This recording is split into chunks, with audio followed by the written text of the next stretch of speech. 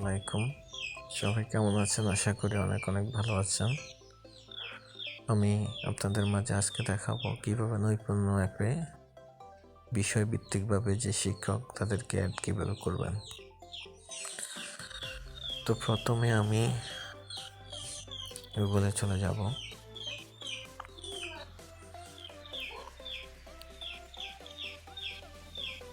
Type করবো নৈপুণ্য। আমার এখানে অলরেডি লগ ইন করা আছে প্রতিষ্ঠান প্রদানে।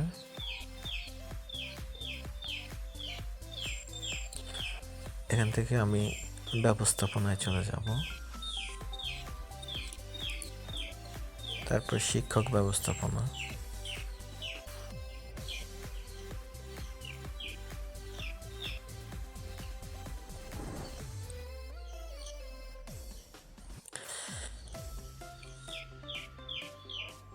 বিষয় শিক্ষক নির্বাচন।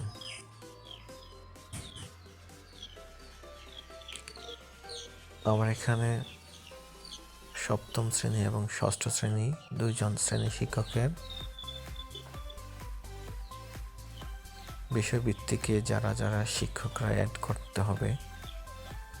আমি প্রথমে চলে যাব সপ্তম শ্রেণীতে।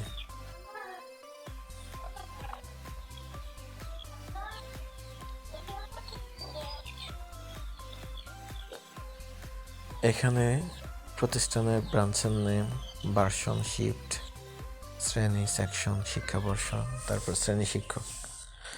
এই শ্রেণী শিক্ষকের আন্ডারে হচ্ছে যে বিষয়ভিত্তিকভাবে শিক্ষক যারা আছেন, যেমন বাংলাতে আছেন বিলাল হোসাইন, জীবন ও জীবিকায় আছেন এমডি বিলাল হোসাইন।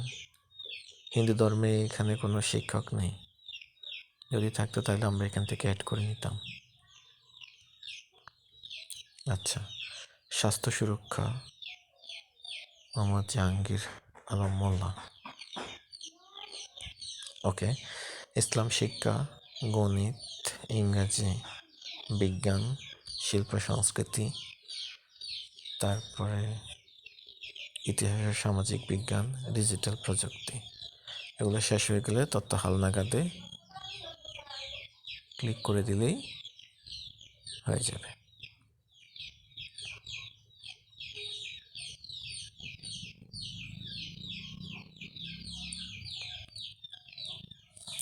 তারপর চলে যাব ক্লাস 6-এ।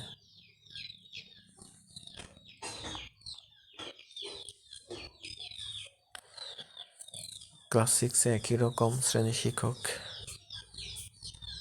শিক্ষক যিনি ওনার নাম থাকবে, আর এখানে প্রত্যেকটা বিষয়ভিত্তিকভাবে শিক্ষকদের নাম থাকবে। যেমন ডিজিটাল প্রযুক্তিতে যে শিক্ষক তার নাম থাকবে, বা আপনারা চাইলে এখানে পরিবর্তন করতে পারবেন। যে শিক্ষক যে বিষয়ে ট্রেনিং নিয়ে আসছে সেই বিষয় ভিত্তিকভাবে ওদেরকে অ্যাড করে দিতে পারবেন।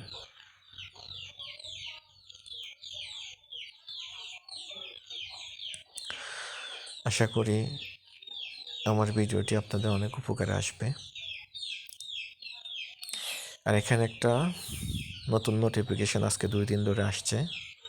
আগামী সম্ভাব্য 20 জানুয়ারি থেকে নতুন 2024 শিক্ষাবর্ষে শিক্ষক ও শিক্ষার্থী ব্যবস্থাপনার কাজ করা যাবে। এই সময়ের আগে অর্থাৎ 19 জানুয়ারি পর্যন্ত আপনারা কেউ নতুন শিক্ষাবর্ষে শিক্ষার্থী, শিক্ষক বা এমন কোনো তথ্য প্যানেলে যুক্ত করবেন। অর্থাৎ নতুন কোনো, যেমন মনে করেন ষষ্ঠ শ্রেণীতে যারা ভর্তি হয়, এখন আপাতত তাদেরকে যাতে অ্যাড না করতে হয়, শুধুমাত্র 2023 শিক্ষাবর্ষে তথ্য চাইলে যোগ করতে পারেন। অনেক প্রতিষ্ঠান থেকে কিছু ছাত্রছাত্রী স্থানান্তর হয়ে আসে, এদেরকে চাইলে 23 শিক্ষাবর্ষে অ্যাড করতে পারবেন।